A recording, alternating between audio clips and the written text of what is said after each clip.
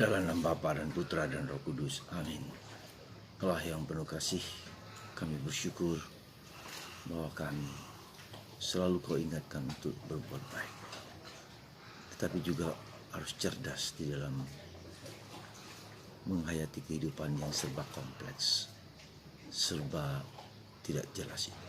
Semoga kami seperti Yohanes Pembaptis taat kepadamu lebih daripada kepada siapapun.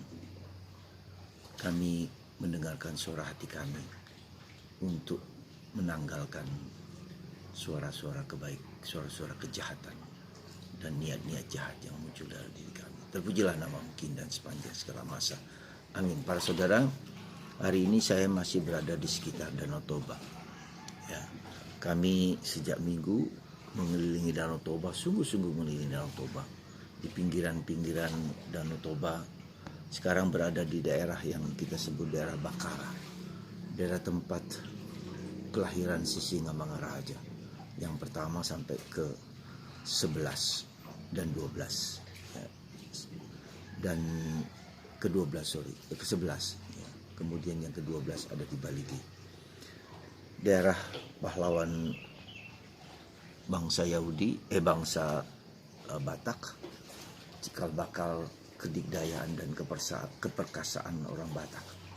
Sebagai Sisingamangaraja adalah raja yang sungguh-sungguh mengabdi kepada rakyatnya, tidak kepada uang, harta, kekuasaan dan seterusnya. Karena diyakini bahwa Sisingamangaraja yang pertama dilahirkan oleh ibunya bukan karena suaminya, tetapi karena katanya menurut cerita dari Tuhan sendiri yang menjadikan contoh. Akhirnya lahirlah Sisingamangaraja yang pertama dengan kesaktian dan kehebatannya.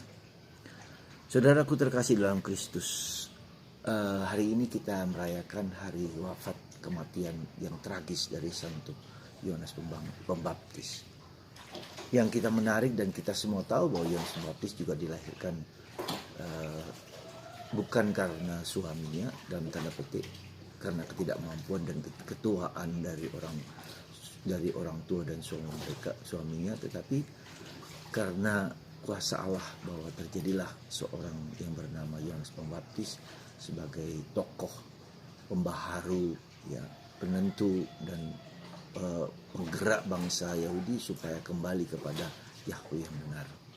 Dan hari ini kita mendengar bagaimana beliau mengkritik, ya, menghajar perselingkuhan publik dari seorang raja Herodes yang mengambil istri saudaranya, ya, Felix yang bernama Herodias.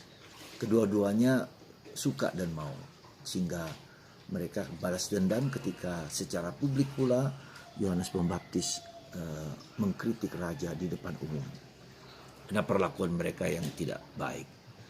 Nah, karena itulah maka saudaraku terkasih dalam Kristus, bagaimana kita sendiri? Apakah kita juga memiliki daya keberanian yang sehebat dari Yohanes Pembaptis? Ini yang menjadi kunci kesulitan kita sekarang. Ada ketakutan, ada kecemasan, ada ketidakberdayaan kita untuk memaparkan segala ketidakbaikan yang ada di sekitar kita. Ya, maka itulah kita memiliki tanggung jawab untuk menawarkan kebaikan sekecil apapun, sesederhana apapun. Apapun yang baik yang kita bisa lakukan, lakukanlah dengan sungguh-sungguh.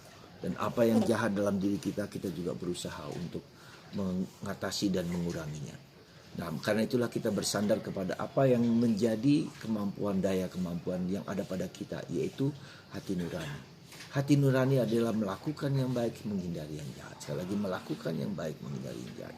Maka kembali kita ke akar kemanusiaan kita. Sekali lagi, ke akar kemanusiaan kita, bahwa kita didorong oleh Allah karena karunia rahmat. Hati nurani itulah dorongan batin itu kita lakukan supaya kita melakukan yang baik, menghindari yang jahat. Dan itu sudah ada dalam diri setiap manusia. Maka kembali lagi, kalau kita kembali ke akar hidup batin kita, itulah yang pertama-tama yang harus kita lakukan. Sebelum kita bisa mengkritik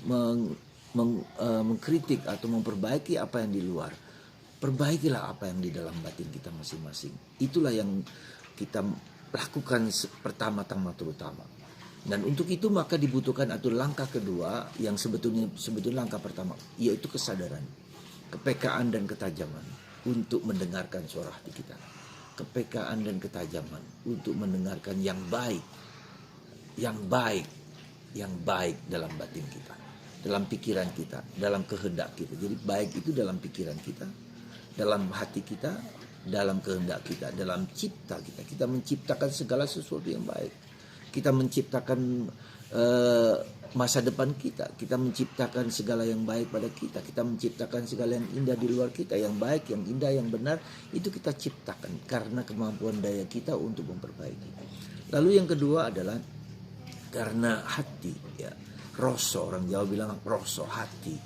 Ada niat yang baik. Ada impian yang baik. Ada sesuatu yang harus kita lakukan, rosok, kata-kata yang baik, ya, kata-kata yang baik, yang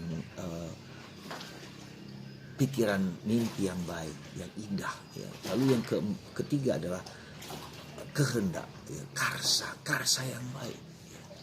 Melakukan yang baik, bertindak yang baik, ya. Bertutur kata yang baik, melakukan segalanya. Nah, kalau ketiga daya kemampuan ini, pikiran, cipta, roso dan karsa itu dipadukan menjadi baik, ya, dipadukan dengan motivasi yang baik.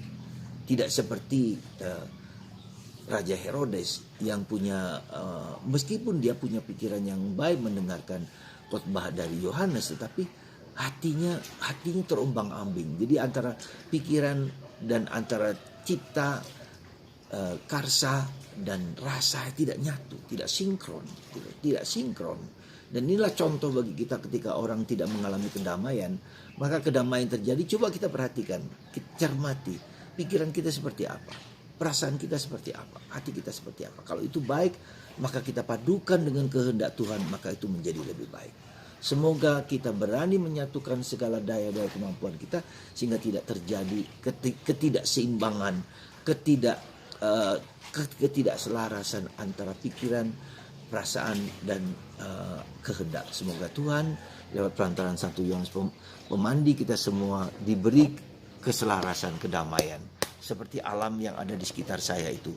Begitu indahnya gunung-gunung di danau Toba, suara burung, suara keramba, suara alam yang indah, suara matahari dengan bintang-bintang, dengan bukan bintang-bintang, jadi awan yang indah. Itulah keselarasan alam semesta. Keselarasan dengan diri sendiri, keselarasan dengan Tuhan, keselarasan dengan alam, keselarasan dengan orang lain. Itulah tanda bahwa kita damai, tenang. Seperti tempat saya berada ini. Suara burung bangau itu sedang mencari makan di keramba. Semoga Tuhan memberkati Anda dan semoga Anda juga punya kesempatan untuk mengelilingi Danau Toba, keindahan alam semesta yang tidak ada duanya dibandingkan dengan di luar negeri. Jalan-jalan begitu bagus di pelosok-pelosok semua aspal dengan baik. Dan itulah berkat Jokowi dan pemerintahan yang jujur, tulus demi kebaikan rakyat. Tidak seperti Herodes. Tuhan memberkati Anda semua dalam nama Bapa, Putra dan Roh Kudus. Bapa, Putra dan Roh Kudus. Bapa, Putra dan Roh Kudus. Amin.